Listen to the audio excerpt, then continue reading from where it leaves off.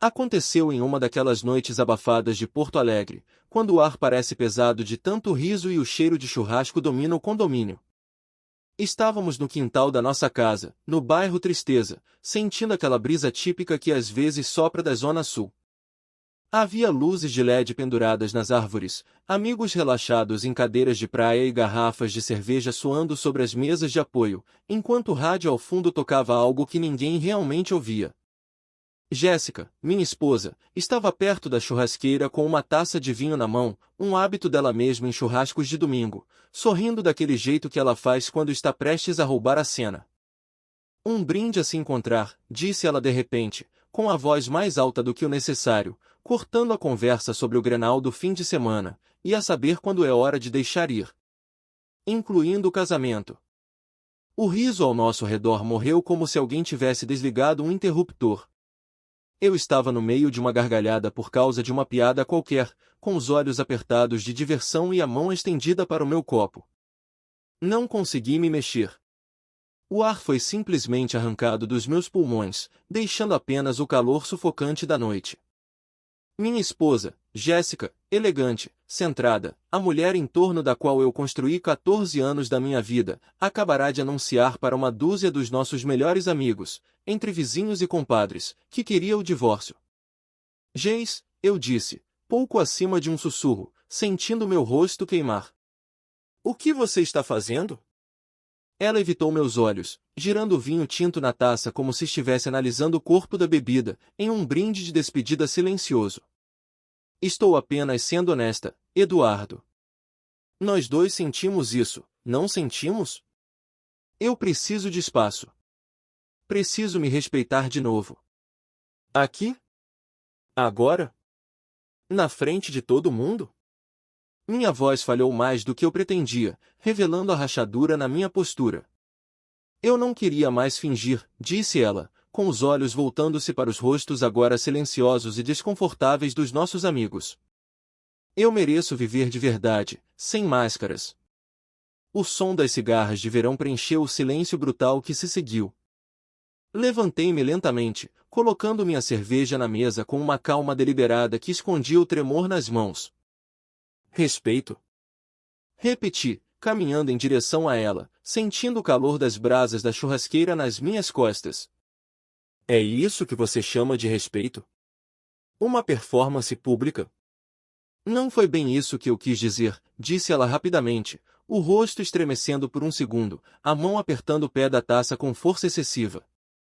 Não, você quis dizer exatamente desse jeito, eu disse, agora a poucos passos dela, ignorando o desconforto dos que nos cercavam.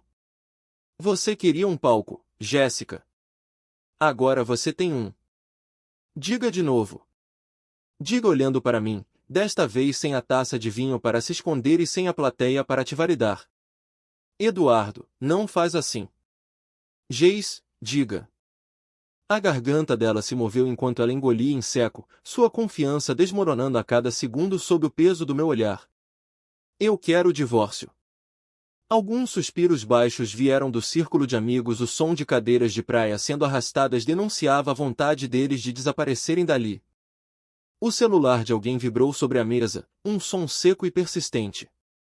O fogo da churrasqueira estalava, alheio ao desastre. Por que exatamente agora? Perguntei com voz calma, mas implacável. Por atenção? Ou você simplesmente não teve coragem de dizer quando estávamos só nós dois dentro de casa? Porque estou cansada.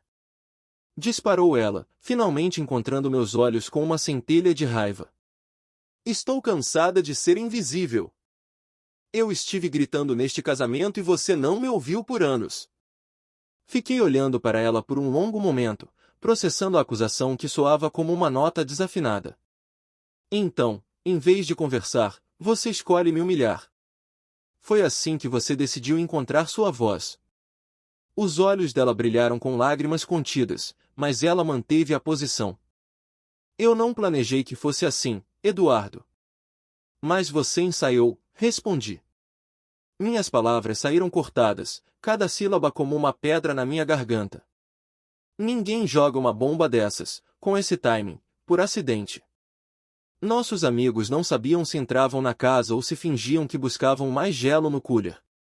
O quintal, que antes era o nosso porto seguro, de repente parecia o cenário de uma peça de teatro para a qual eu nunca fiz teste. Recuei, ajustando o colarinho da camisa, sentindo-me um estranho na minha própria pele. Você poderia ter vindo falar comigo primeiro. Mas não veio. Você preferiu o espetáculo. Então, seja lá qual for a verdade que você está buscando, Jéssica, espero que valha o que você acabou de explodir. A festa se dispersou em tempo recorde. Ouviam-se desculpas murmuradas, a gente se fala depois e abraços vazios que não ofereciam consolo. Jéssica desapareceu para dentro de casa sem dizer mais nada, deixando apenas o rastro do seu perfume no ar abafado. Fiquei no pátio, encarando o brilho desvanecido das brasas, ouvindo o som de uma vida sendo silenciosamente desfeita. E aquela foi a noite em que tudo se dividiu. Mas a pior parte não foi o anúncio dela, foi o que veio depois. Ou melhor, o que não veio. O silêncio, a ausência, o ghosting emocional. Aquele momento não foi apenas a traição, foi o início lento e doloroso dela. De volta para dentro, a residência estava silenciosa, como se as próprias paredes estivessem segurando a respiração, temendo o impacto do que viria a seguir. A luz da varanda projetava sombras longas e distorcidas pelas janelas da frente, atravessando a sala de estar onde tantas vezes recebemos amigos para o café. A única iluminação interna vinha da lâmpada amarelada do exaustor na cozinha, o suficiente apenas para ver o contorno de Jéssica encostada no balcão de granito, com os braços cruzados apertados contra o peito, como se tentasse manter seus próprios pedaços unidos. Ela não tinha se trocado. Usava a mesma blusa creme da festa, agora amassada e com uma das mangas caindo pelo ombro, conferindo-lhe um ar de desleixo que contrastava violentamente com a Jéssica impecável que eu conhecia. Parecia que ela também não queria mais se segurar naquela imagem de perfeição. Eu não bati a porta ao entrar. Não entrei pisando duro ou chutando os móveis.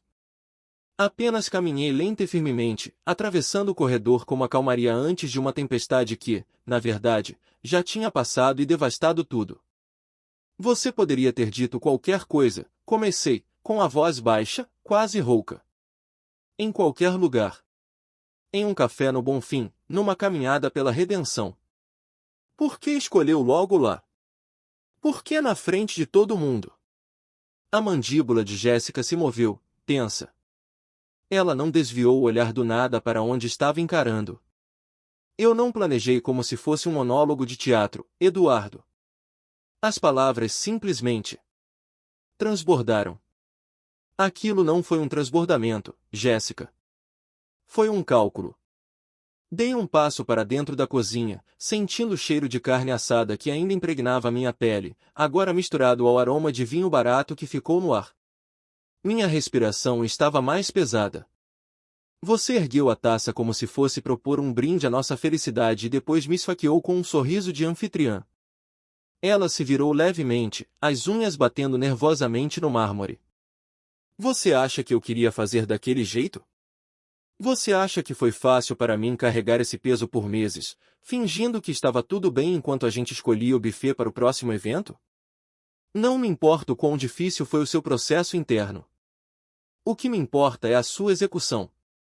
Me importa que você tenha olhado na minha cara, cercada por pessoas que conhecemos há uma década, e jogado uma granada no meu colo como se fosse uma confissão casual em uma noite de vinhos. Você destruiu a nossa história e a privacidade dos nossos amigos num golpe só. A voz dela subiu de tom rapidamente, perdendo a polidez.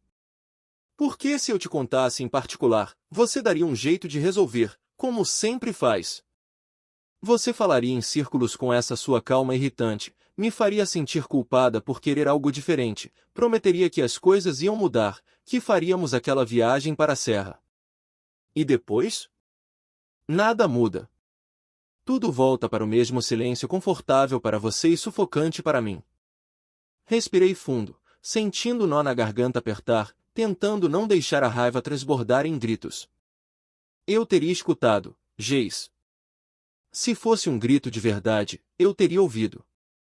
Não, você não teria. Ela disparou, virando-se finalmente para me encarar, com os olhos marejados refletindo a luz pálida. Você teria me gerenciado, Eduardo. Você me trataria como uma crise na empresa, como uma situação a ser resolvida com lógica e cronogramas, e não como uma mulher que está implorando para ser vista, para ser sentida. Encostei-me na geladeira, cruzando os braços, sentindo o frio do metal contra minhas costas. Então, a sua solução brilhante foi desmantelar publicamente nosso casamento como se fosse um comunicado de networking ou um post de redes sociais. Você transformou nossa intimidade em fofoca de condomínio. Ela estremeceu com aquilo. Foi apenas um lampejo de arrependimento, um tremor nas pálpebras, mas estava lá. Eu não queria mentir para os nossos amigos, murmurou ela, a voz fraquejando. Mas me humilhar. Tudo bem, né? Perguntei, agora em um tom mais suave, quase mortal. Você não vê a linha que cruzou, Jéssica? A linha da dignidade? O lábio dela tremeu, mas ela sustentou o olhar, uma teimosia amarga brilhando nas lágrimas. Eu cruzei essa linha porque você nem sabe mais onde ela fica. Para você, a dignidade é manter as aparências, custe o que custar. Olhei para ela então e, pela primeira vez em 14 anos, não senti a raiva que queima. Senti um vazio atônito. Não pelas palavras, mas pela frieza nelas. Como se ela estivesse recitando um script que já tinha ensaiado tantas vezes mentalmente que parou de checar se as palavras ainda faziam sentido no mundo real. Eu nem sei com quem estou falando agora, eu disse, balançando a cabeça. Você costumava falar comigo como se eu fosse o seu porto seguro, o cara que te buscava no trabalho quando chovia forte na Ipiranga. Os ombros de Jéssica caíram, a postura defensiva cedendo ao cansaço. Você disse que estava gritando neste casamento, continuei, a voz seca. E eu acredito em você, de verdade. Mas eu estava na mesma sala, Geis. E eu só ouvi o silêncio que você escolheu cultivar. Ela não olhou para mim. Passou a mão pelo cabelo desalinhado, a voz agora um fio de som. Eu não queria brigar hoje à noite. Já chega de drama por uma vida inteira. Você não queria brigar? Soltei uma risada única, fria, que ecoou estranhamente na cozinha vazia. Geis, você declarou guerra total na frente de 12 pessoas, no nosso quintal. O que você achou que eu faria? Que eu ia te dar um abraço e agradecer pela honestidade. Não, disse ela, quase num sussurro audível. Eu pensei que talvez, se eu dissesse em voz alta, na frente de testemunhas, eu finalmente acreditaria que tive coragem. Aquilo cortou mais fundo do que qualquer acusação anterior. Aproximei-me dela, fechando a distância até que restasse apenas o balcão da ilha entre nós, separando 2 continentes. Bom, parabéns. Você conseguiu o que queria, eu disse. Acredita agora? O estrago é real o suficiente para você? Ela balançou a cabeça uma vez, quase imperceptivelmente, mas não disse nada. Inclinei-me sobre o balcão, mantendo o tom de voz nivelado, mas carregado de uma promessa sombria. Nunca mais faça isso comigo. Eu aguento a dor da perda, aguento a solidão, mas não desse jeito. Não em público, onde eu ainda tenha que sorrir e apertar mãos de convidados enquanto estou sangrando por dentro. A boca dela se abriu como se tivesse algo a dizer, talvez um pedido de desculpas, talvez uma última farpa, mas nada saiu. Eu me virei, peguei as chaves do carro no gancho de madeira na parede e disse, sem olhar para trás. Vou dormir no apartamento. Jéssica estremeceu, o som da chave tilintando parecendo um tiro no silêncio. Que apartamento, Eduardo? Do que você está falando? Aluguei um no centro histórico no ano passado, disse eu, finalmente abrindo a porta da frente, o ar úmido da noite invadindo a casa. Aluguei para o caso de você parar de falar comigo de vez. Parece que eu conhecia você melhor do que você imaginava. Ela não me seguiu até a porta. Não chamou meu nome. Ficou apenas ali, sob aquela luz pálida e amarela do exaustor, descalça sobre o piso frio e silenciosa enquanto eu saía para a noite de Porto Alegre. E, ao dar partida no carro, a raiva não subiu, ela afundou como um peso de chumbo no meu peito. O que antes era nós, agora eram apenas duas pessoas tentando sobreviver uma à outra no escuro da Zona Sul. Tinha passado exatamente uma semana desde a explosão no quintal. Eu estava sentado sozinho em uma sala de reuniões com paredes de vidro em um prédio comercial imponente no centro histórico, enquanto o movimento caótico de Porto Alegre pulsava lá fora. Através do vidro, eu vi o vai-vem apressado das pessoas na Rua dos Andradas, alheias ao fato de que, ali dentro, o ar-condicionado gelado parecia congelar o tempo enquanto eu esperava por uma mulher que não queria mais ser minha esposa. A secretária ofereceu café, um blend forte que perfumava a sala, mas eu recusei com um aceno seco. Já havia amargura suficiente na minha boca para uma vida inteira. Olhei para o relógio de pulso novamente. 42 minutos de atraso. Jéssica não viria. Sem ligação, sem mensagem de o trânsito na Ipiranga está parado, nem mesmo um sinto muito, estou atrasada passivo-agressivo. Peguei meu celular e encarei, pela 10ª vez, a mensagem não respondida que enviei naquela manhã. Reunião confirmada às 14 horas no escritório de advocacia. Vamos resolver isso com clareza e sem mais espetáculos. Ela tinha visualizado. Deixado no vácuo, como se minha existência agora fosse apenas um ruído de fundo que ela podia simplesmente silenciar. Aquele silêncio digital foi o último prego no caixão da nossa parceria. Coloquei os papéis da partilha de bens de volta no envelope pardo, levantei-me e acenei educadamente para a recepcionista. Ela me deu aquele olhar de compaixão profissional, aquele que as pessoas reservam para quem não sabem se dizem sinto muito ou se apenas sorriem fingindo que tudo está normal. Escolhi o silêncio como resposta e saí para o calor úmido da calçada, sentindo o contraste do bafo da cidade com o gelo da sala de onde acabará de sair. Quando estacionei no condomínio onde ficava o meu novo refúgio, o sol já estava baixo, pintando o céu de um laranja dramático sobre o Guaíba e projetando sombras longas sobre o concreto rachado da calçada. Apartamento 2C. Mobiliado com o básico, modesto, assumidamente temporário. Deixei as luzes apagadas ao entrar, permitindo que apenas a luz dos postes de rua invadisse o ambiente. Joguei as chaves no balcão de fórmica e fiquei ali parado, deixando a escuridão se instalar ao meu redor como uma segunda pele, pesada e fria. Não havia muito o que desempacotar, eu mantinha o lugar com o mínimo necessário para não criar raízes. Algumas roupas de trabalho, itens de higiene ainda no plástico, 2 ou 3 canecas de cerâmica e um violão velho que eu não tocava desde os tempos de faculdade. Mas, naquela noite, a ficha finalmente caiu. Eu não estava apenas arrumando as coisas para passar um tempo fora de casa, eu estava me organizando para partir de vez, para desaprender o caminho de volta. Quando retornei à nossa casa antiga para buscar o restante, já passava das 8 da noite. O carro dela não estava na garagem.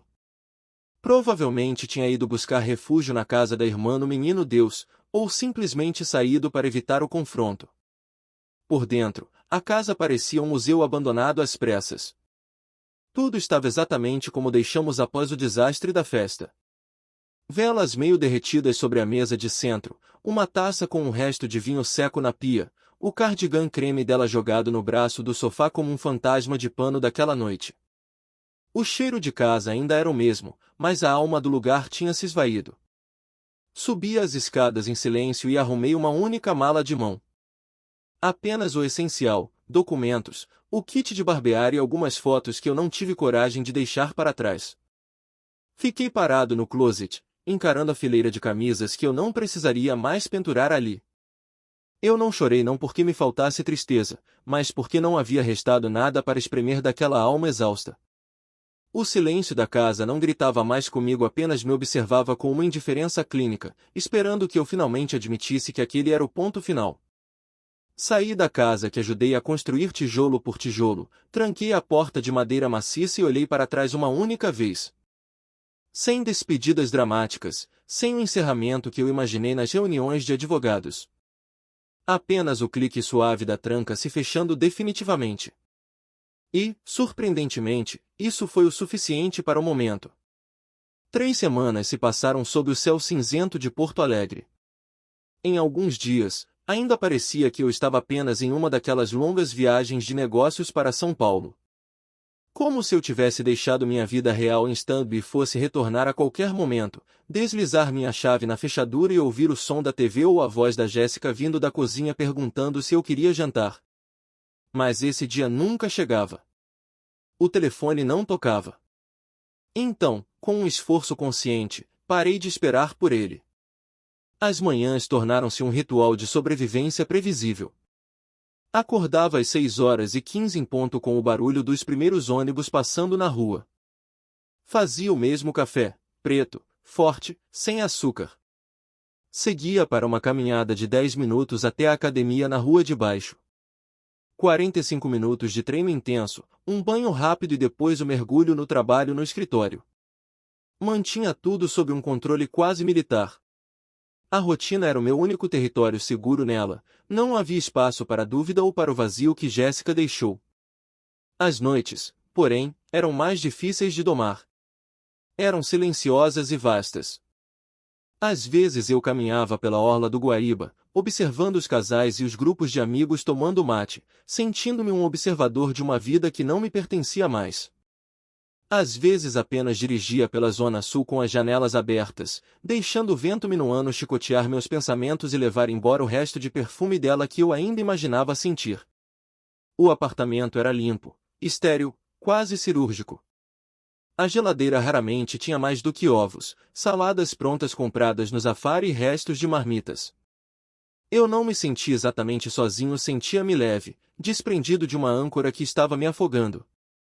E isso, à sua maneira melancólica, era o mais próximo da paz que eu conseguia chegar.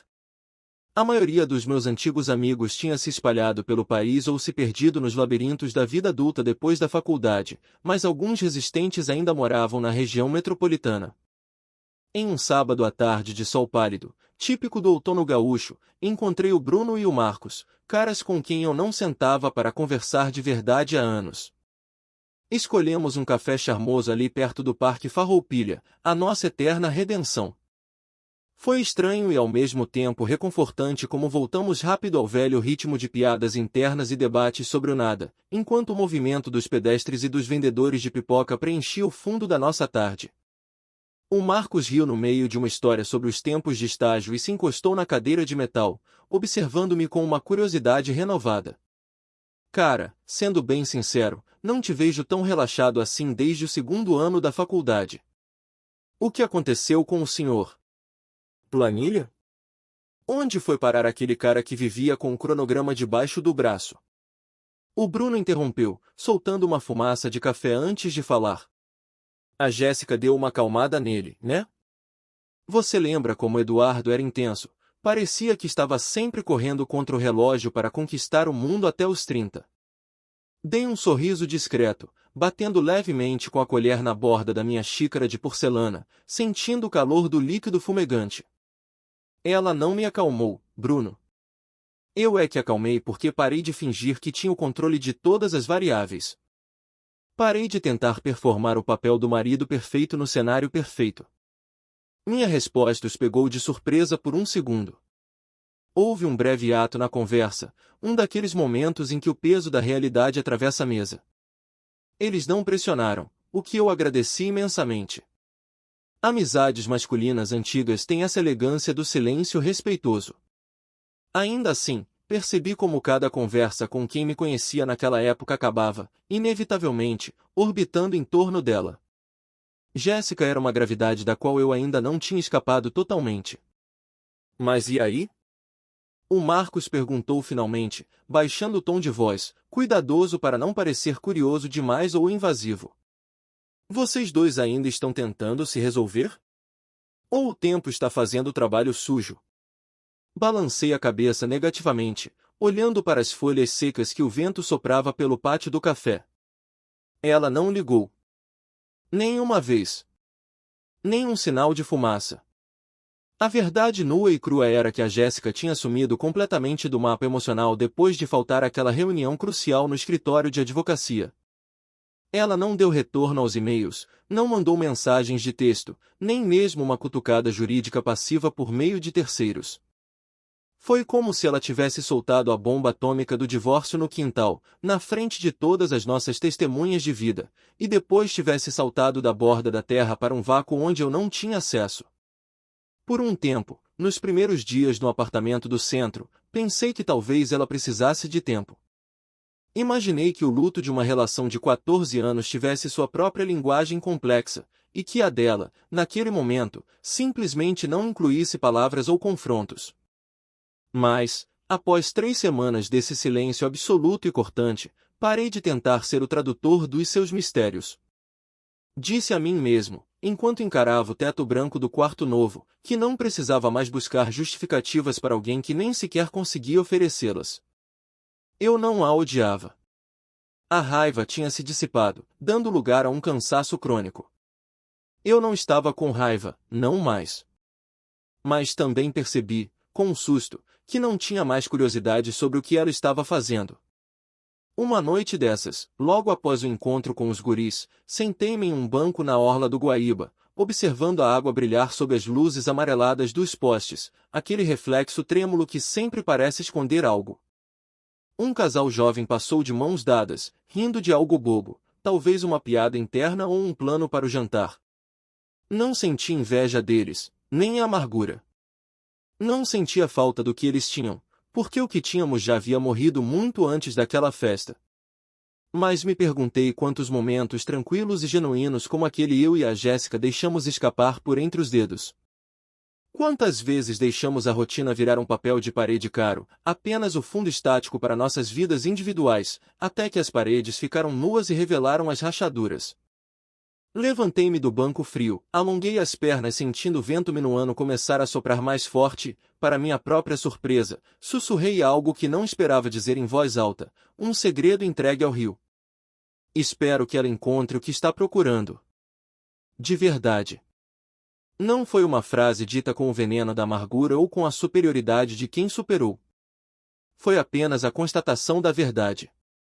Ela partiu com uma necessidade voraz que eu não conseguia nomear, e talvez nunca conseguisse. E, finalmente, entendi que não era mais meu trabalho tentar decifrar esse enigma.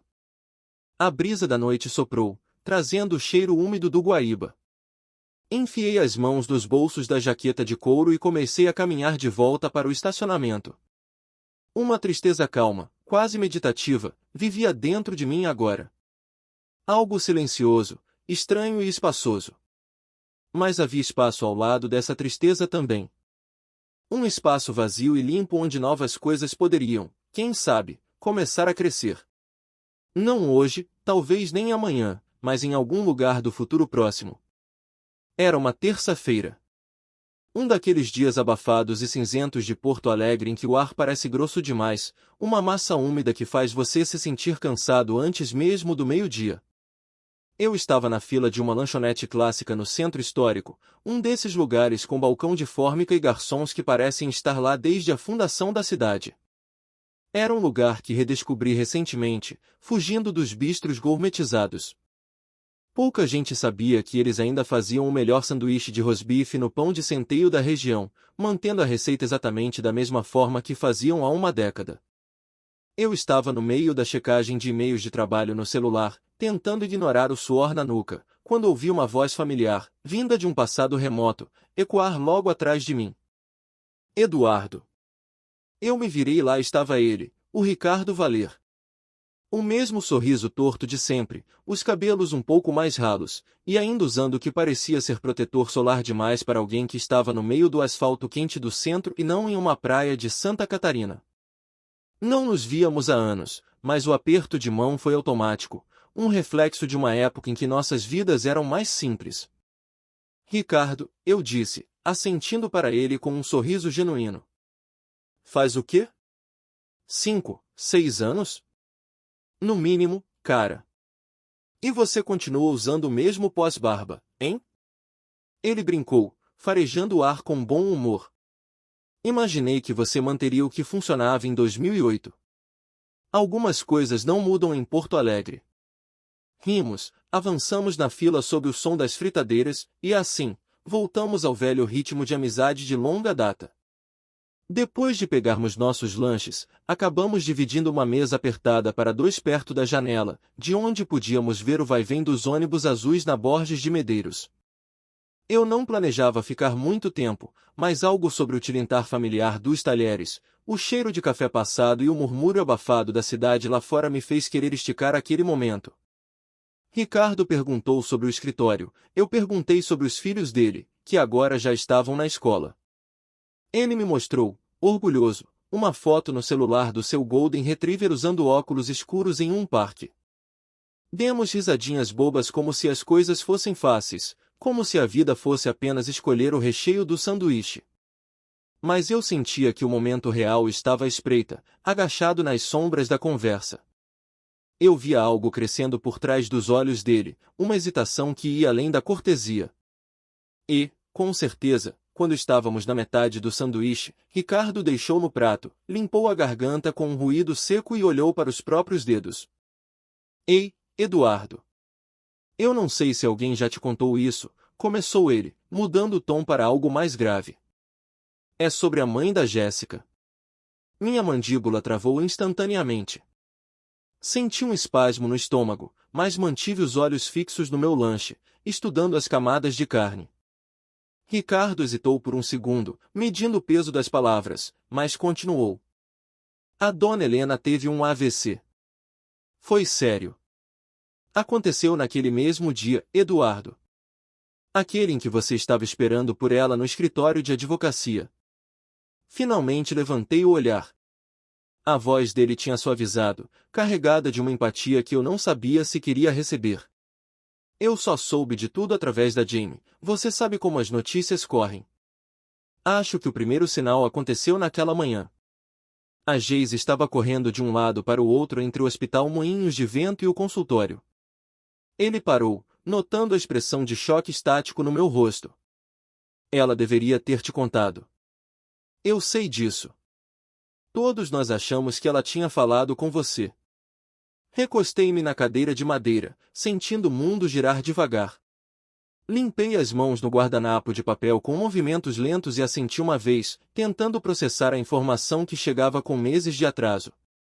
Ela não contou, eu disse, a voz saindo mais firme do que eu esperava. Ela avisou a todo mundo naquele quintal, com uma taça de vinho na mão, que queria o divórcio, e depois simplesmente desapareceu.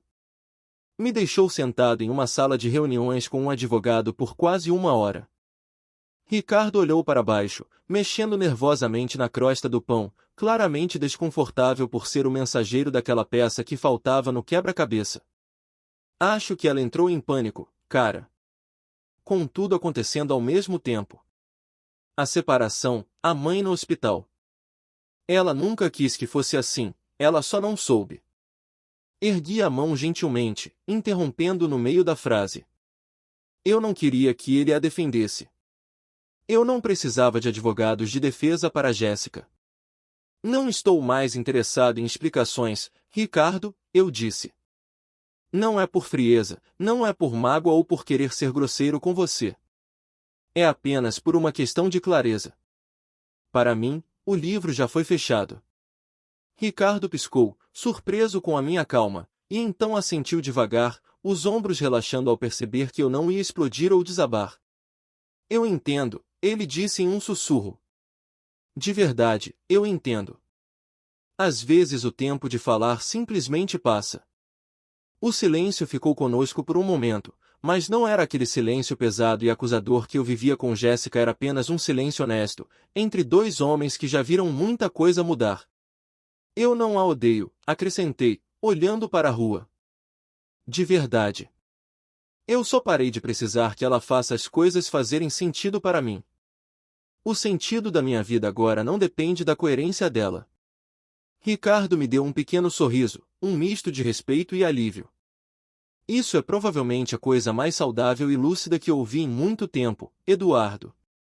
Muita gente passa a vida inteira presa nesses porquês. Peguei meu sanduíche de novo, sentindo que o sabor agora era apenas de rosbife, sem o tempero amargo da dúvida.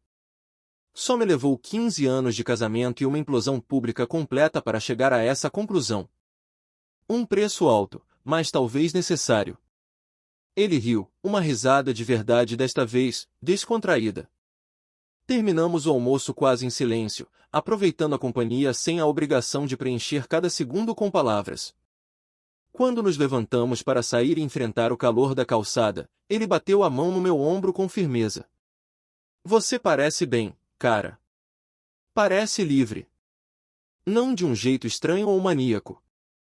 Apenas como alguém que finalmente parou de carregar um peso que não era seu.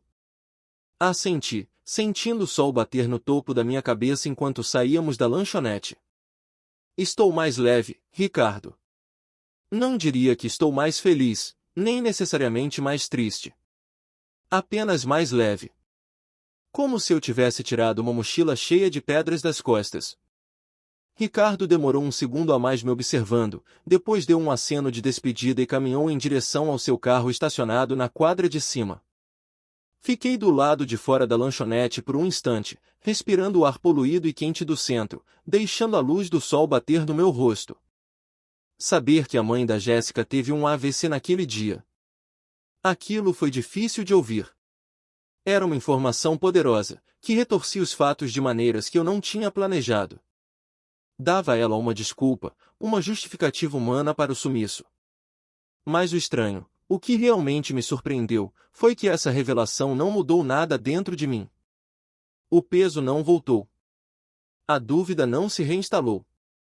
Porque eu entendi ali, parado na calçada da rua da praia, que se a Jéssica não conseguiu me contar algo tão grave naquele momento, quando tudo já estava quebrando e a gente ainda dividia o mesmo teto, então talvez nós já fossemos completos estranhos muito antes daquele brinde fatal no quintal. A distância entre nós não foi criada pelo AVC ou pelo divórcio, ela já era um abismo que apenas fingíamos não ver. E o que você deve a um estranho que um dia amou, mas que escolheu o silêncio como arma? Você deseja paz, deseja que ela encontre o seu caminho, e continua caminhando no seu. O terraço estava agitado, uma dessas festas em coberturas no bairro Bonfim, onde a música baixa e sofisticada se misturava ao tilintar constante de copos de cristal e ao aroma convidativo de mini hambúrgueres na brasa. O ar estava perfumado com uma mistura de colônias caras e a umidade da noite gaúcha. Era o aniversário do Evan, um dos poucos amigos que soube navegar pela neutralidade após o meu rompimento. Eu não pretendia ficar muito tempo, festas grandes ainda me cansavam. 5 meses haviam se passado desde a noite no quintal e eu finalmente estava me acostumando a circular pelos grupos sociais sem que o nome da Jéssica surgisse como um elefante branco na sala. Até que a vi, emoldurada pelas luzes da cidade ao fundo. Ela estava perto da grade de proteção, conversando com um homem que eu não reconheci, alguém com um ar intelectual que não parecia pertencer ao nosso antigo círculo. O cabelo dela estava mais curto agora, um corte moderno que deixava sua nuca exposta, e o tom parecia mais escuro, um castanho profundo. Usava um vestido azul marinho, discreto e elegante, mas que parecia carregar um peso diferente. Ela parecia mais velha, talvez pela expressão contida, ou talvez eu apenas a estivesse enxergando finalmente sem o filtro da idealização. Jéssica me notou antes que eu pudesse decidir se deveria me retirar estrategicamente para a mesa de bebidas ou encarar a situação. Nossos olhos se cruzaram através do terraço lotado e vi o momento exato em que ela hesitou no meio de uma frase. O homem ao lado dela percebeu a mudança de energia, murmurou algo e se afastou. Após um suspiro profundo que pude ver de longe pelo movimento de seus ombros, ela começou a caminhar em minha direção, atravessando o mar de pessoas como se estivesse cruzando um campo minado. Oi, disse ela ao chegar perto, a voz quase inaudível, competindo com o saxofone que saía das caixas de som. Oi, Geis, respondi. Minha voz saiu calma, nivelada. Não era fria, mas também não carregava o calor de quem ainda espera por algo. Ela colocou uma mecha de cabelo atrás da orelha, um gesto nervoso que eu conhecia de cor. Não esperava te ver aqui. Achei que o Evan fosse mais do meu lado da história. Eu e o Evan somos amigos de longa data, antes de sermos nós, respondi, sem acidez. Você parece bem. O novo visual combina com você. Ela deu um sorriso contido, quase triste. Ficamos ali parados por alguns segundos, com as luzes de Porto Alegre piscando abaixo de nós, o movimento da Avenida Osvaldo Aranha lá embaixo parecendo um rio de lava branca e vermelha. Por um momento surreal, parecia que éramos apenas duas pessoas comuns em uma festa, dois estranhos que, por um erro do destino, costumavam compartilhar o mesmo mundo, a mesma cama e os mesmos sonhos. Você soube que a Olivia foi promovida? Ela perguntou, buscando o terreno seguro das fofocas corporativas. Soube, sim. VP de marketing, eu disse. Ela trabalhou duro para isso, passava noites em claro. Fico feliz por ela. Jéssica sentiu, olhando para o seu próprio copo, onde o gelo já tinha derretido. É. Ver o sucesso dos outros me fez pensar muito ultimamente. Sobre onde eu estive nos últimos anos, e principalmente, sobre onde eu não estou agora. Eu esperei, mantendo o silêncio que ela tanto temia no passado. Ela respirou fundo, o peito subindo e descendo com esforço. Saí do museu, Eduardo. Agora estou trabalhando em uma ONG que cuida de revitalização cultural no centro. É um ritmo mais devagar, com mais propósito, eu acho.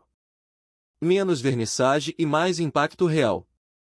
Parece uma boa mudança, combina com essa sua nova fase, assenti educadamente, mas sem aprofundar a conversa. Ela me estudou por um longo tempo, os olhos buscando nos meus algum sinal de raiva ou saudade. Sua voz ficou ainda mais suave, quase um segredo. É sim. Eu só.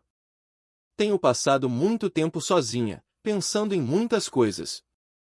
Pensando no divórcio, especificamente. O divórcio?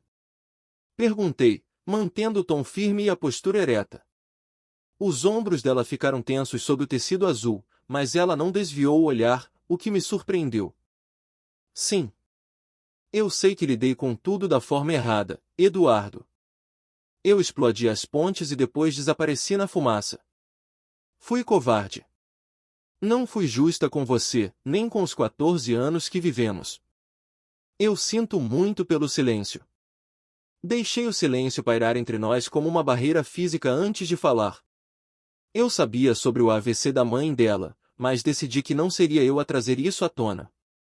Se ela quisesse se explicar, o palco era dela. Mas ela não mencionou. Ainda não entramos com nenhum papel legal, Geis. Tecnicamente, no papel e perante o Estado, ainda somos casados. Estamos vivendo em um limbo que não faz bem a ninguém. O semblante dela caiu, e vi um brilho de lágrima que ela rapidamente tentou piscar para longe. Eu sei, sussurrou ela, a voz falhando. Está na hora, eu disse, com uma clareza que me deu um estranho alívio. Precisamos terminar isso de forma limpa, sem mais dramas ou anúncios públicos. Vou pedir para o meu advogado enviar a minuta final para o seu e-mail na segunda-feira. Ela engoliu em seco, a garganta se movendo de forma dolorosa. Certo. Claro. É o certo a se fazer.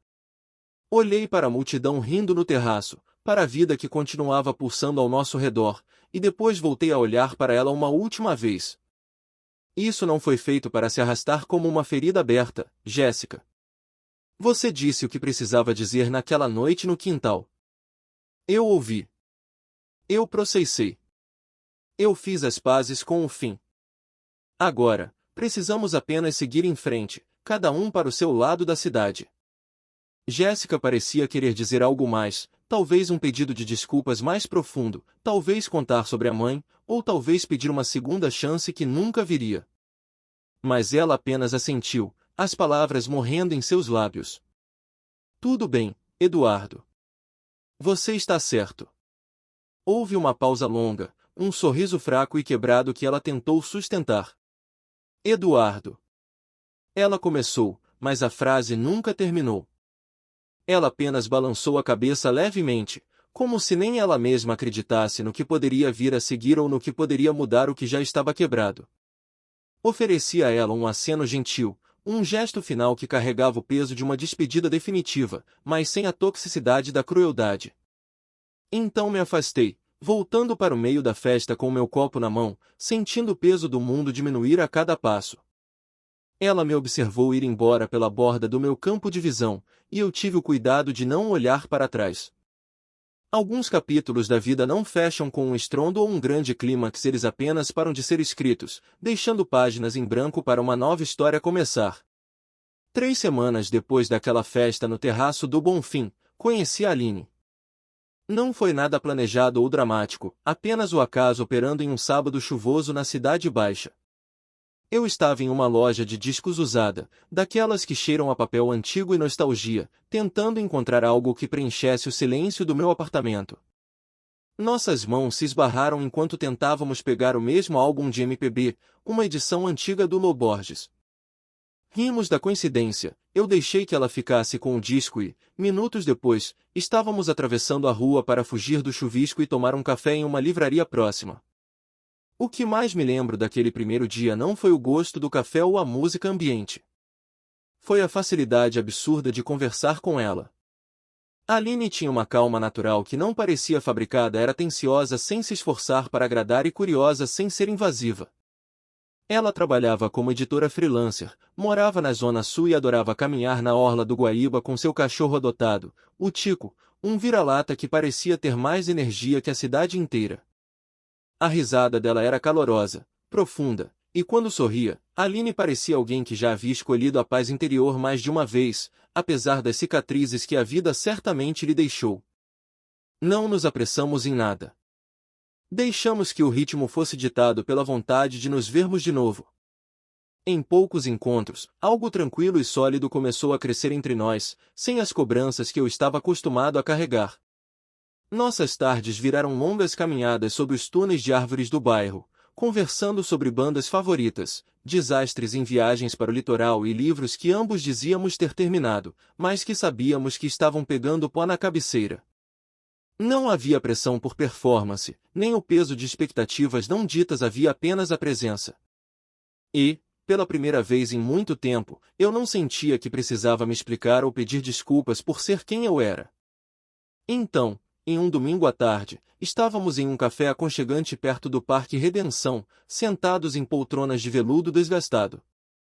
A chuva de Porto Alegre batia suavemente nas janelas, criando uma bolha de isolamento, enquanto um 10 brasileiro instrumental tocava ao fundo em um volume perfeito. Aline estava no meio de uma história hilária sobre a vez em que teve que editar um livro de receitas para um chefe famoso que, no fundo, não sabia nem ferver água para o macarrão sem queimar a panela. Eu ri alto, quase me engasgando com o meu latte de canela. Por favor, Aline, me diga que ele ao menos tinha fotos boas para compensar o desastre, eu disse, recuperando o fôlego. As melhores fotos que o dinheiro podia comprar. Ela sorriu, os olhos brilhando. O que é ótimo quando sua comida parece uma nuvem de algodão doce na imagem, mas tem gosto de papelão molhado na vida real. Eu balancei a cabeça, ainda sorrindo, quando senti aquela mudança sutil e elétrica na atmosfera da sala, algo que faz os pelos da nuca se arrepiarem.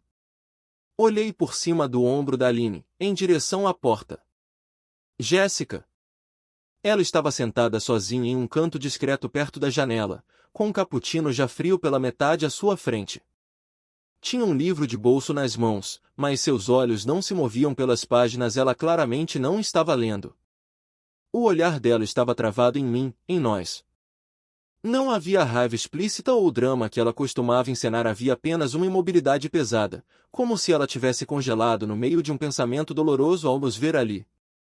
Segurei o olhar dela por apenas um segundo que pareceu conter todos os 14 anos que vivemos, antes de voltar minha atenção total para Aline, que ainda não tinha percebido a mudança climática no ambiente.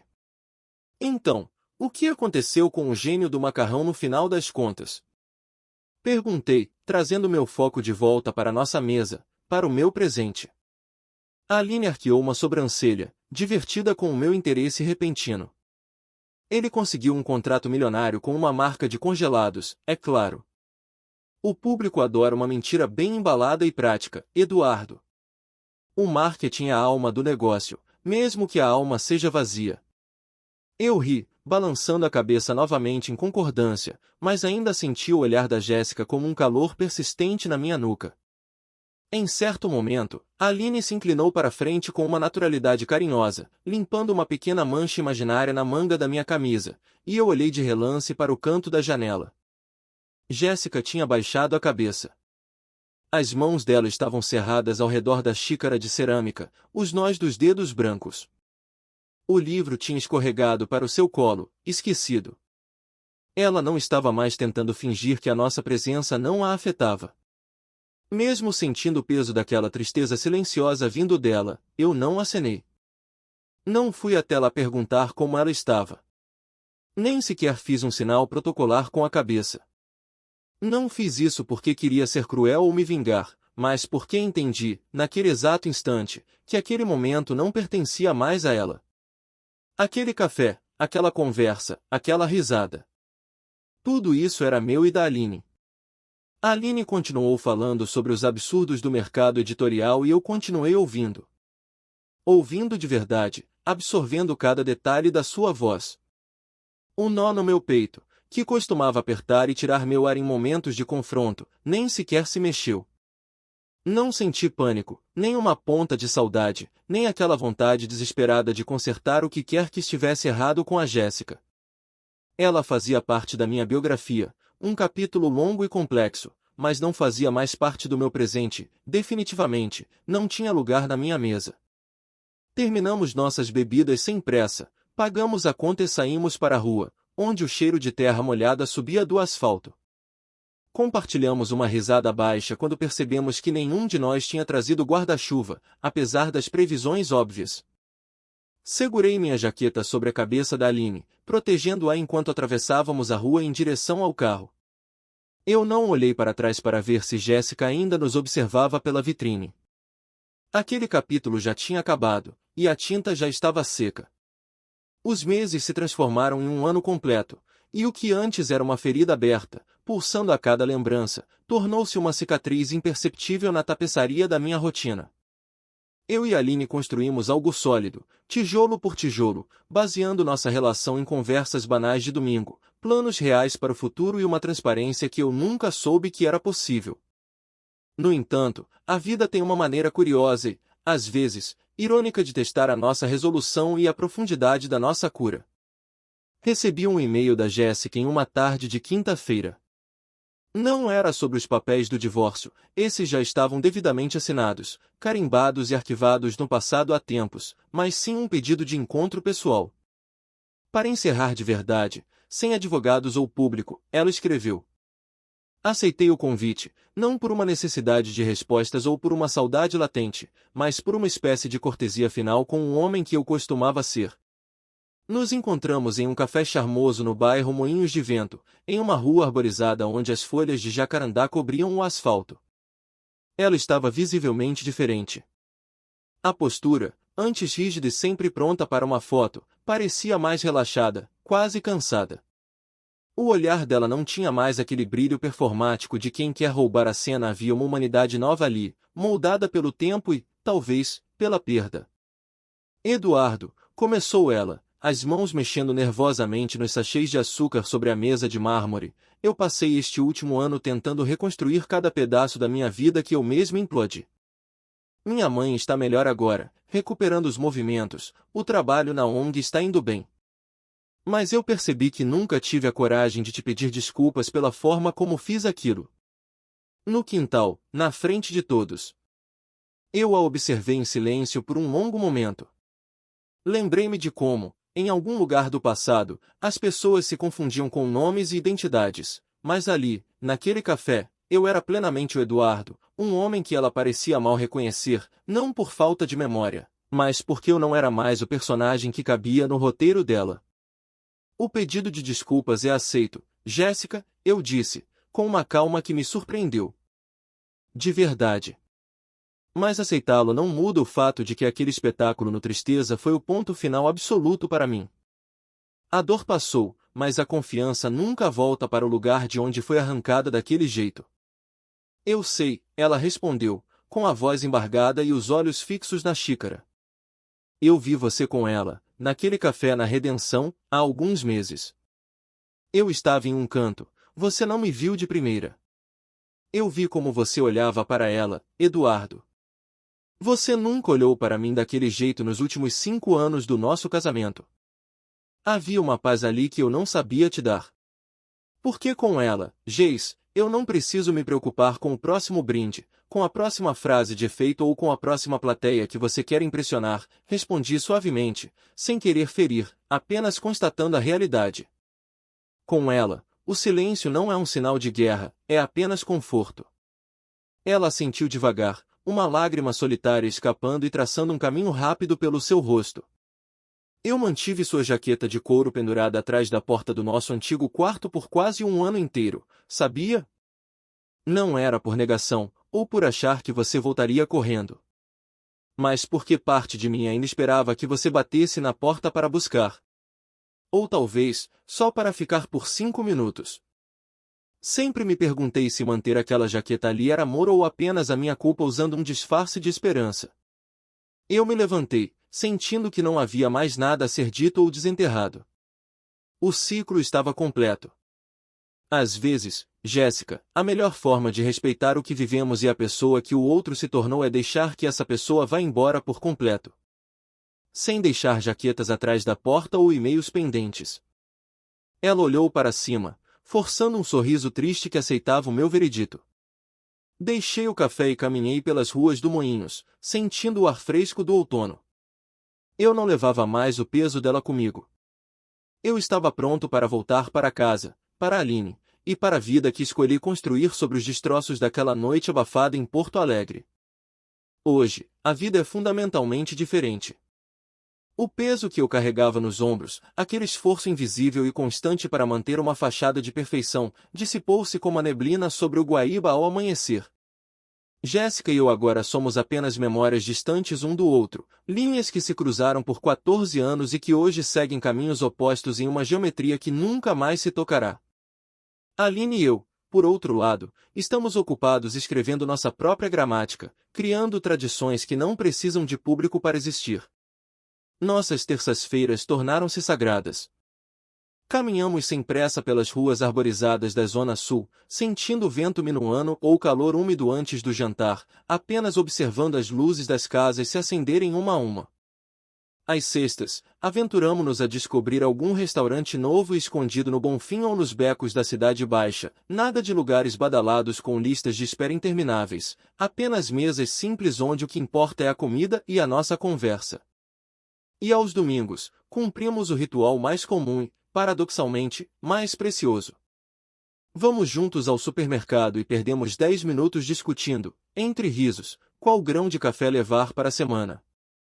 Mas, com o tempo, entendi que o que realmente importa não é o cronograma ou a repetição desses atos.